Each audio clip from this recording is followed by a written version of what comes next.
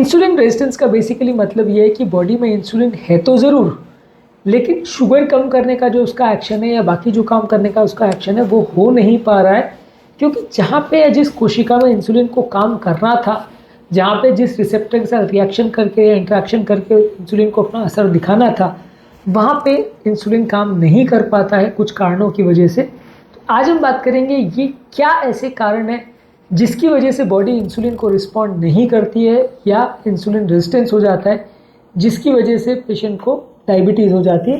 यदि हम insulin resistance के कारणों को समझ सके तो इनडायरेक्टली यही टाइप 2 डायबिटीज़ या अडल्ट ऑनसेट डायबिटीज़ का कारण है। और डायबिटीज़ की दुनिया में ये सबसे ज़्यादा कॉमन डायबिटीज़ है। ऑलमोस्ट 80 to 90% पेशेंट जिनको डायबिटीज़ होती है उनको टाइप 2 डायबिटीज़ ही होती है। आज हम डिस्कस करेंगे कि टाइप 2 डायबिटीज़ यानी कि इंसुलिन रेजिस्टेंस जो होता है उसके कारण क्या है मुख्य रूप से। टॉपिक पर जाने से पहले जो लोग हमारे चैनल पर नए हैं उन्हें रिक्वेस्ट करूँगा कि चैनल को सब्सक्राइब करें, वीडियोस को लाइक करें, शेयर करें, फॉलो करें, कमेंट करें, पूरा देखें।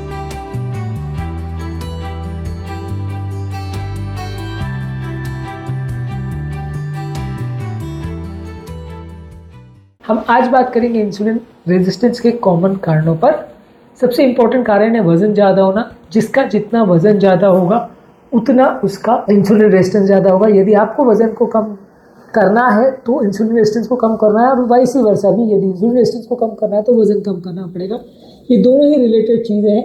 जितना वज़न बढ़ता जाएगा उतना रेजिस्टेंस बढ़ता जाएगा, तो दोनों को साथ में ही आपको कम करना पड़ेगा। और सबसे बड़ा इसमें बाधक भी इंसुलिन रेजिस्टेंस ही है कि वज़न को जब आप कम करना चाहोगे तो बॉडी रिस्पॉन्ड कई बार नहीं करती, क्योंकि आपके बॉडी में इंसुलिन ज़्यादा होता है और इंसुलिन फैट को जलने नहीं देता। इसकी वजह से आपको भूख लगते जाती है, आप कंट्रोल कर नहीं पाते हो, अपनी क्रेविंग को कम नहीं कर पाते हो।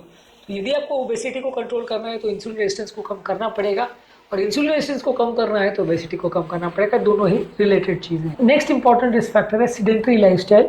जो व्यक्ति का बैठे बैठे का जीवन है, यानी कि कुछ काम नहीं करता है, बैठे बैठे एक ही जगह पे अपना काम करने की कोशिश करता है, वैसे व्यक्ति को इंसुलिन रेजिस्टेंस होने का चांस ज़्यादा है। जितना ज़्यादा बैठे का जीवन है उतना ज़्यादा प्रॉब्लम होने का चांस है। जितना ज़्यादा एक्टिव है, जितना ज़्यादा एक्सरसाइज करता है, कंपेरेटिवली उसको इंसुलिन रेजिस्टेंस होने का चांस उतना कम है। नेक्स्ट इंपॉर्टेंट इशू है जेनेटिक्स। कई बार जेनेटिक प्रॉब्लम्स की वजह से भी लोगों को इंसुलिन रेजिस्टेंस होता है, और ऐसे लोगों को अगर आप एक्सरसाइज करवाते भी हो या वजन कंट्रोल करवाते भी हो या सब कुछ करवाते भी हो तो भी उनकी डायबिटीज़ पूरी तरह से रिवर्स ना हो, ऐसा हो सकता है। ये इंपॉर्टेंट लोग ऐसे हैं जिनका वज़न कम होने के बावजूद भी जिनको डायबिटीज़ होती है, या वज़न कम करवाने के बावजूद भी जिनकी डायबिटीज़ पूरी तरह रिवर्स नहीं हो पाती है। ये वो मुख्य रूप से वैसे लोग हैं जिनको जेनेटिक प्रॉब्लम्स होती है या कुछ और कारणों की वजह से जिनको इंसुलिन रेजिस्टेंस हुआ हो वज़न के अलावा। इसके अलावा यदि आपका डाइट बहुत ख़राब है, यानी आप रिफाइंड कार्बोहाइड्रेट बहुत ज़्यादा ले रहे हो, शुगर बहुत ज़्यादा ले रहे हो, सैचुरेटेड फैट्स बहुत ज़्यादा ले रहे हो, तो इससे भी इंसुलिन रेजिस्टेंस ज़्यादा होगा।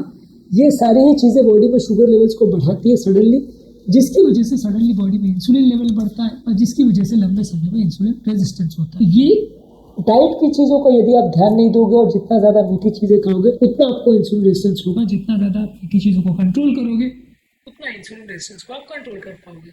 इसके अलावा यदि आपको क्रॉनिक इन्फ्लेमेशन है, यानी किसी बीमारी की वजह से, स्ट्रेस फैक्टर्स की वजह से, डाइट की वजह से, प्रोसेस फूड की वजह से अगर बॉडी में लंबे समय से सूजन है, इन्फ्लेमेशन है, तो आपका इंसुलिन रेजिस्टेंस बनेगा। जैसे जैसे आप इंसुलिन रेजिस्टेंस को कम करोगे, जैसे जैसे आप वजन को कम करोगे, आपका बॉडी का इन्फ्लेमेशन भी चला जाएगा।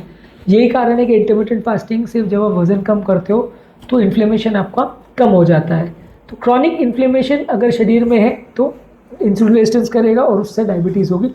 ये चीज़ें एक तरह से सारी इंटर रिलेटेड है।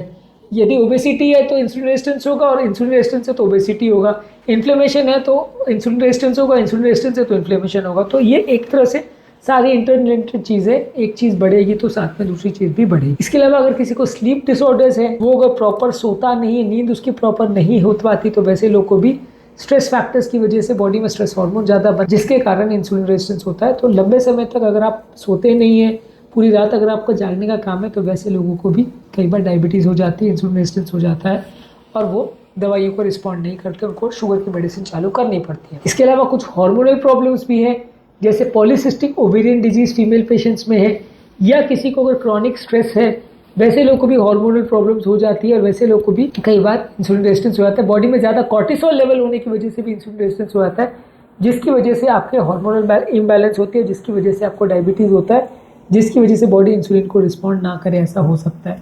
तो यदि आपकी बॉडी में हार्मोनल प्रॉब्लम्स है तो भी इंसुलिन रेजिस्टेंस हो सकता है। इसके अलावा कुछ लोगों को उम्र के साथ भी ऐसा होता है, जैसे जैसे उम्र बढ़ते जाती है बॉडी का ओवरऑल प्रॉपर हार्मोन का रेगुलेशन कंट्रोल सिस्टम बिगड़ जाता है, जिसकी वजह से आपको इंसुलिन रेजिस्टेंस हो जाता है। हालांकि हर व्यक्ति को ऐसा हो ज़रूरी नहीं है।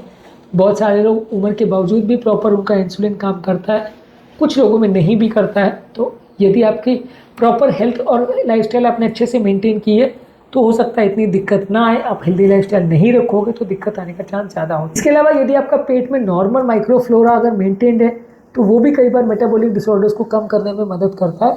आपके पेट का नॉर्मल माइक्रोफ्लोरा जो है वो मेंटेन होना चाहिए, नॉर्मल जो पेट के बैक्टीरिया हैं वो मेंटेन रहने चाहिए, क्योंकि ये भी मेटाबॉलिज्म में बहुत इंपॉर्टेंट रोल अदा करते हैं। ये पेट के बैक्टीरिया सुनने में तो ऐसा लगता है कि खराब चीज़ है, बैक्टीरिया है मतलब क्या फ़ायदा करेगा, लेकिन ये पेट के बैक्टीरिया बहुत सारे तरह की बीमारियों से बचाता है, बहुत सारे तरह के सूजन से बचाता है, हार्ट अटैक्स और इन्फ्लेमेशन के चांसेस को कम करता है। इसलिए पेट का नॉर्मल नेचुरल बैक्टीरिया मेंटेन होना चाहिए। यदि आपको बॉडी में इंसुलिन रेजिस्टेंस है और मेटाबॉलिक प्रॉब्लम्स है तो दही, फर्मेंटेड चीज़ें जैसे सॉल्ट की अमची है या टैबलेट्स वगैरह, गोलियां वगैरह लेके आप नॉर्मल पेट के फ्लोरा को मेंटेन रखिए। इससे आपका नॉर्मल पाचन भी सही होगा और आपका इंसुलिन रेजिस्टेंस भी कम होगा। इसके अलावा कुछ मेडिसिन है जैसे कॉर्टिकोस्टेरॉइड्स है, एंटीसाइकोटिक मेडिसिन है, कुछ बीटा ब्लॉकर्स है, इसके साइड इफेक्ट से भी इंसुलिन रेजिस्टेंस हो सकता है। ये मेडिसिन के साइड इफेक्ट से भी लोगों को डायबिटीज़ आ सकती है।